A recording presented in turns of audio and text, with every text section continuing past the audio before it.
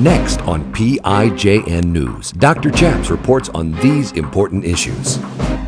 There is a new political party forming that represents Judeo-Christian biblical values. Not here in America, but in Israel. We interview Avi Lipkin, who is forming this party. Former Navy chaplain Gordon James Klingenschmitt took a stand to defend religious freedom by daring to pray publicly in Jesus' name. Now he helps you by reporting the news, discerning the spirits, and praying the scriptures. Would you pray with us? Here's Dr. Chaps. God bless you in Jesus' name. My name is Chaplain Gordon James Klingenschmitt, Dr. Chaps, and you're watching PIJN News. On this show, we normally like to report the news, discern the spirits, and pray the scriptures in Jesus' name. But today we have a celebrity interview live in the studio all the way from Israel, our returning guest, Avi Lipkin. Avi, welcome back to the program. Good to be back. So you were on yesterday's show. You talked all about Islam and your book, Islamic Rivalry. We debated Sunnis and Shiites and ISIS and Iran and Saudi Arabia and what should America's foreign policy be in the Middle East. You are a national security expert. But today, we want to talk about your new political party. You were born in America, but 48 years ago, you made Aliyah. You became an Israeli national citizen. You're binational, American and Israeli, but you're forming a political party in Israel that's never been tried before. This is a Judeo-Christian, biblical-based party? Explain this. First time in 2,000 years. Wow. When you think about it. Yeah. Listen, I was born in New York, and I was raised on the lap of the American Revolution. No taxation without representation. Now, when I moved to Israel, Israel's population was 2% Christian. The threshold for getting into our parliament, into our Knesset, into our Congress, was 2%. So the Christians were 2%. But the Christians were divided up equally between Catholic and Greek Orthodox. So it was 1% and 1%. Because they were divided, they could not get in. In 1989, 1990, God shook the tree of the Soviet Union, and 1 million people came home. 700,000 were Jewish, 300,000 were not Jewish, they were Christian. Different types of Christian. Mostly Russian Orthodox, which is Greek Orthodox, but there were also some Catholics from the Ukraine and some Protestants, married to the Jews. So today, the Christian population of Israel is 8%. So if the threshold was at that time 2%, and the Arab Christians couldn't make it, today 8%, there is a much more logical possibility that we can get, well, it's not anymore 2% now, it's 3.5%. But that it's possible to get in from 8%, 3.5%. In addition, 6% of the population is Jewish, married to the 6% of the population which is Christian. So really, my constituency today is 14%. If these people were all to vote for this new party, I would get in with 14, 15 out of 120 members of Knesset, which might even mean perhaps that I'd be a minister and people in my party would be promoted not only to parliamentarians, members of the legislature, but they would even become ministers under Netanyahu or whoever would be prime minister at the time. Well, your bloc clearly has a basis for unity. Yes. There should be a reason why Jews and Christians, especially from different Christian backgrounds, you mentioned Eastern Orthodox or Roman Catholic, or and some Protestants, and maybe one or two Messianics too. Yeah, but you are personally Jewish. I'm conservadox. I'm equally easy or uneasy with both groups. Right. And I love Reform. I love all Jews, even secular Jews. This is supposed to be a grand wall-to-wall coalition of all Jews and all Christians in this party. And for me, it's a great challenge, but I know it has to happen. So I'm hoping that we will win in the next elections, that 14%.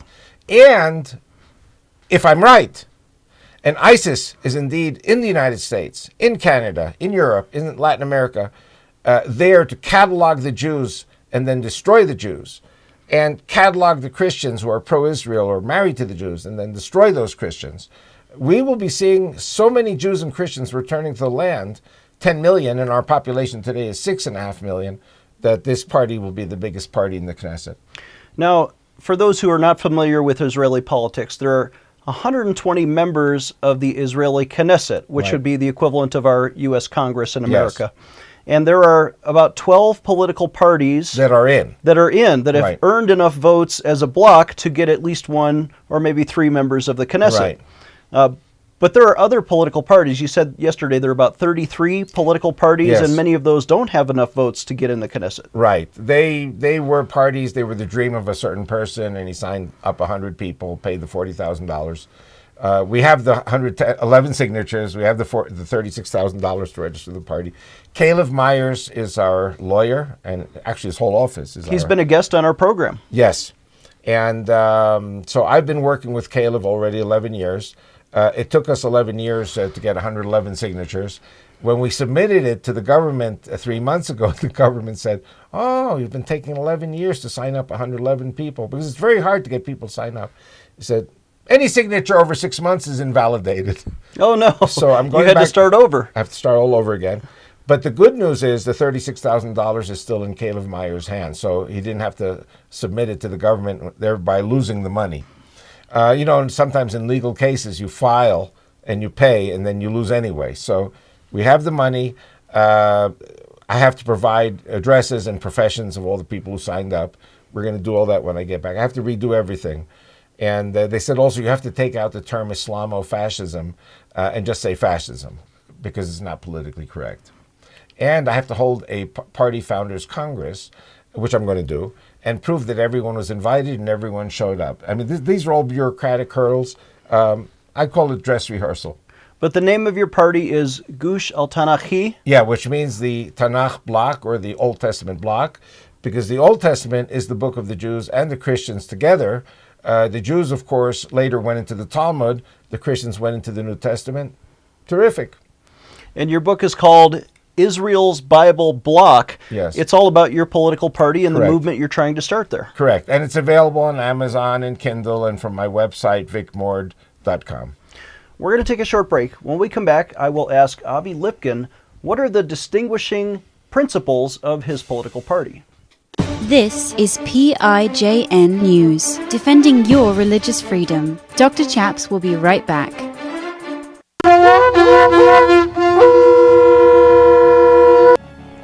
Let's take a stand with Israel today. Would you sign a petition with me? Visit our website, prayinjesusname.org. Again, that's prayinjesusname.org. And sign a petition to defend Israel, who is America's closest ally, certainly in the Middle East, if not in the entire world. We remember watching Prime Minister Benjamin Netanyahu give that speech at the UN when he warned about the making of an Islamic nuclear bomb, and that is being forged in Iran. But what are we doing now? The USA is negotiating with the Europeans to allow Iran to continue to develop nuclear material. Well, that's not right. Do we really trust this man, Hassan Rouhani, the president of Iran, who is the former nuclear weapons chief? You don't think they're going to build a nuclear bomb when his predecessor, Mahmoud Ahmadinejad, literally threatened to wipe Israel off the map of history? Now, we need to take a stand. Why is American foreign policy to fund the Muslim Brotherhood? Let's sign a petition to stop that. Stop sending our taxpayer dollars to fund the Muslim Brotherhood. And let's also sign a petition to protect the Jewish homeland. Both of those are available today at our website, prayinjesusname.org. And when you sign those petitions, we will fax them to Congress. Instead, the failed foreign policy of the Obama administration, starting with Hillary Clinton and now John Kerry, is pressuring Israel to give up Jerusalem. Why? We should never divide the eternal capital of Israel, which is Jerusalem, and we should move the American embassy there. But instead, now the Obama administration is unfreezing the Iranian bank accounts, sending $7 billion to them on the hope of empty promises that maybe they'll stop their nuclear program. Let's defend Israel. The Jewish people are our friends. They have a right to security in their homeland. Visit prayinjesusname.org. Again, that's prayinjesusname.org, and sign that petition right now. Empowering you, the grassroots activist. Here is Dr. Chaps. Welcome back. I'm Dr. Chaps. We're joined again by an American who moved to Israel 48 years ago is now back in America for a few minutes, and we're privileged to have him as a guest on our show, Avi Lipkin. Welcome back, sir. You're forming this political party in Israel, but it is the people of the book, the people of the Old Testament, the people of the Bible. That's Right. literally in the name of your party, Israel's Bible Bloc. Why do you want to form a party around the Bible? Okay. Firstly, we do not have any political party in Israel based on the Bible or Judeo-Christian Western civilization and democracy. And as I said in the previous segment, I was raised on the lap of the American Revolution. No taxation without representation. These Christians who have moved to Israel serve in the Israeli army, pay taxes, they vote. You know, this is exactly what the colonists' problem was with the British, have no representation. And they're married to us. So these people are blessing us. And it says in our Holy Bible of the Jew and the Christian, Genesis 12:3 says, you know, I will bless those who bless you and curse those who curse you. So God is going to bless those who bless us. What happens if we Jews don't bless those who bless us? The Christians are blessing us. They should be represented. The Muslims are in the Knesset. They're represented in spite of the fact that Islam calls for the annihilation of the Jew on Saturday and the Christian on Sunday. So if the Muslims are in the Knesset and other groups are in the Knesset, why is it that the Christians are not in the Knesset? And the reason is not because we're anti-Christian, it's because the Christian community has not gotten organized yet. And like I said before, because I personally predict, I don't want to say prophesy, I predict, because the writing is on the wall, that 6 million Jews are either going to make Aliyah, move to Israel, or they're going to be killed here. And they're married to 4 million Christians who will also be killed if they don't move to Israel. And the Israeli law of immigration regarding Jews and Christians say that if you have one Jewish grandparent or you're married to a Jew, you can come back to the land. So, you know, we're talking about a minimum of 10, 11, 12 million Jews and Christians are going to go home. They all have to be represented in our parliament. As Americans, we observe Israel, who is our closest ally in the Middle East, perhaps in the world, with great love, great affection. We stand with Israel on this show. And yet, there has been a question about whether Christians enjoy true religious freedom if they live in Israel. Can you talk about that? Okay, firstly, absolutely, there is total freedom of religion in Israel. There are many churches, all denominations. There are home groups, all denominations. The problem that Israel has is with those who are proselytizing Jewish people in order to bring them over to Christianity. This is, I would say, the only problem really that exists now. If you live in Israel or you visit Israel, you know, when you start handing out tracts in the streets, this is considered offensive to the Israeli establishment. You have to remember there's only one Jewish state in the world, and that's Israel. You know, many people say, well, why can't 50 million Christians move to Israel? Because then it stops being a Jewish state, and it's the only Jewish state. It's God's only Jewish state. And so there is room for a sizable Christian minority, but the Jewish majority must be preserved, and proselytization is not tolerated. And those are some of the same reasons that they redrew borders, for example, to exclude or maybe give over to Palestine some of the predominantly Muslim neighborhoods so that they could preserve their Jewish identity and be more purely represented as a Jewish nation in the Knesset. Well, there were two ideas. One, of course, was the idea that every human being should be able to vote in a democratic system. And, of course, if you have 4 million Muslims, that is not exactly going to be very favorable for a Jewish pluralistic democracy. In addition to the fact, the Muslims don't want to vote in an Israeli election. They want their own system. So we do have, indeed, 1.5 million Muslims who are Israeli citizens. They do vote. They represent 20% of their population. There are 10 out of 120 Muslim members of Knesset. But like I said before, you know, the Christians are not represented. The only time you're going to see a Christian in the Knesset is if he or she is a communist or a socialist, which means basically they're not Christian anymore. They're just nominally born as Christians, but they don't believe in God or the Bible. My political party is a political party of Bible-believing Jews and Bible-believing Christians who are marching together in the same faith. And not to transform the identity of the Jewish nation, Right. but to make sure that the people who are Christians, who are married to Jews or have immigrated there, they are truly represented in your own government, which right now they're not. Correct. And so that's what I'm working for. I don't think that it's an unrealistic thing. I don't think that it's unachievable. And our next elections officially are 3 years from now, though you never know with the vicissitudes of Israeli politics. The government could fall in a no-confidence vote at any time. So we've got to get this party registered within the next month or two and then start campaigning already. How do your party's views compare to the very conservative parties, not just Likud, which has sort of become a moderate party? Netanyahu leads a centralized coalition. But to the right of him are parties like the Jewish Home Party, Shas, and what was the other one? Agudat Israel is the other ultra-Orthodox party, and it's Ashkenazi, which is European Jews. Shas is Sephardic or Middle Eastern Jews.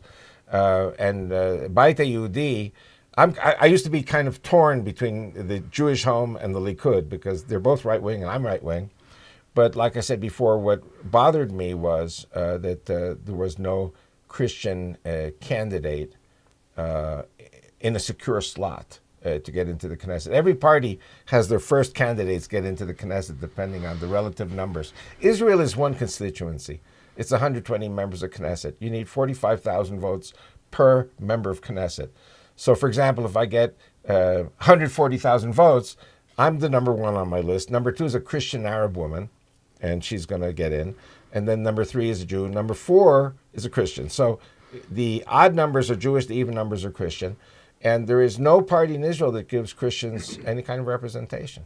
So I'm just going to go down some of the 8 principles of your party, and we'll take a break in between. We don't have to get through all 8. But the first one is that your ethics are based on the Bible, the God of Abraham, Isaac, and Jacob, and faith in the coming Messiah, who is a Jew from Israel who speaks Hebrew. Talk about this. Well, indeed, we Jews and Christians together share the God of Abraham, Isaac, and Jacob. It says so 7 times in the New Testament. We have the same Old Testament, and we all believe the Messiah is a Jew from Israel who speaks Hebrew. For the Christians, that's Jesus Christ. For the Jews, we don't know yet who the Messiah is, but we will know very soon. So basically, it's very simple. We have, I would say, 90% in common. And as a Jew who reads the New Testament, from what I understand, and people have confirmed it, 40% of the New Testament is Old Testament.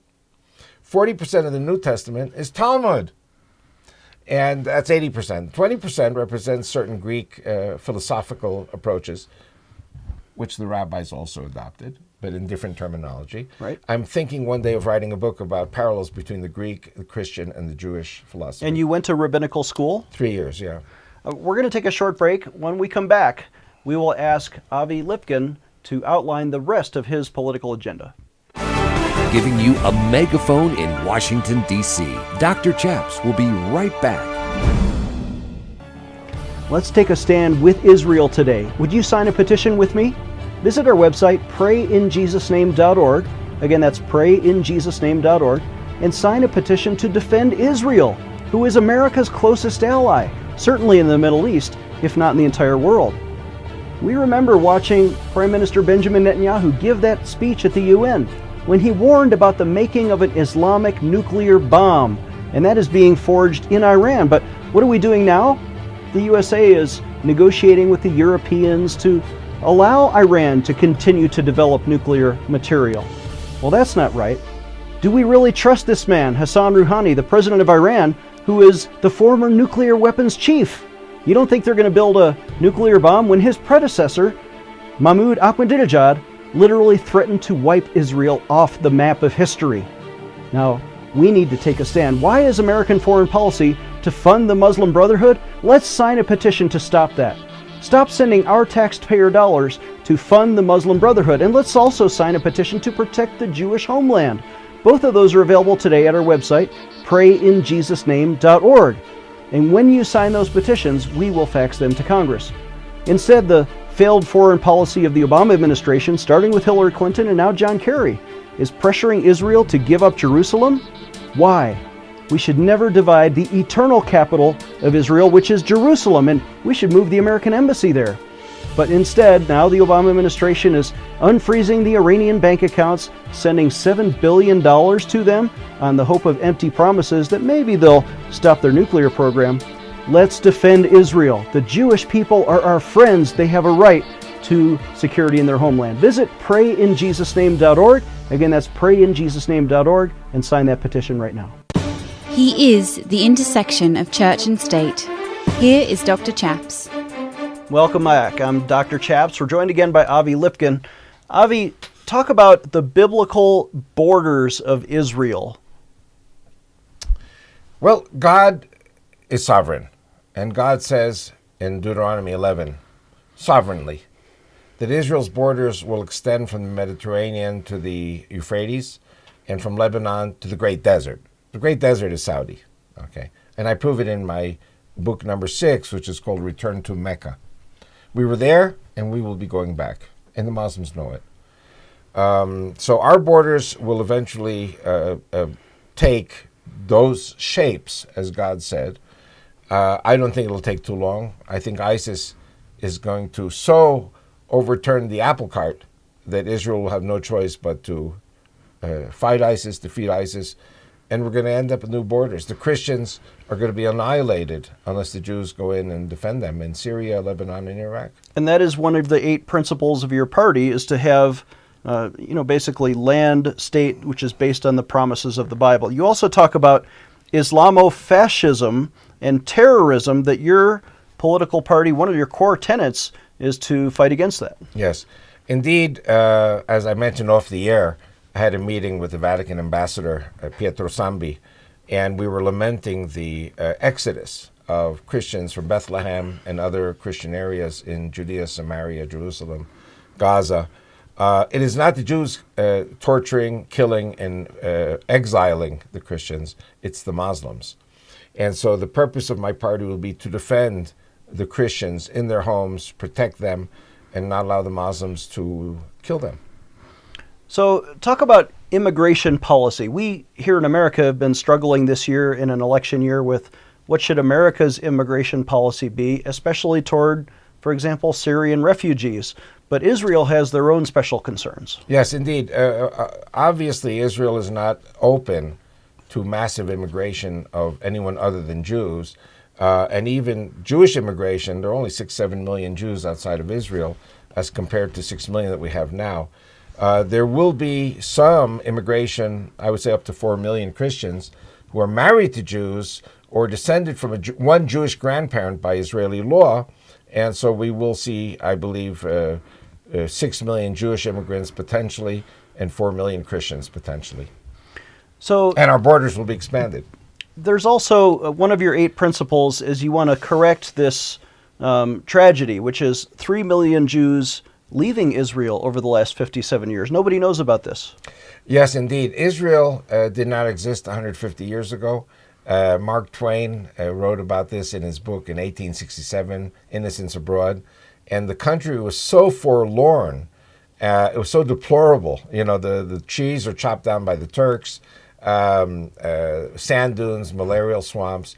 Mark Twain walked for 2 days, didn't see a single human being. He said, if this is the promised land, I sure don't want it promised to me. And basically what happened is, and I'm giving a lot of credit here to the socialists and the communists who came 100 years ago to Israel, because they took off the kippah, they stopped observing Shabbat and kosher food and all the things we believe in as Jewish people. But they're the ones who rolled up their sleeves and they drained the swamps, planted the trees, built beautiful, created beautiful farms, fertile land, which is swamps before, built the first factories. Israel today is an economic power thanks to the foundations that the socialists put in.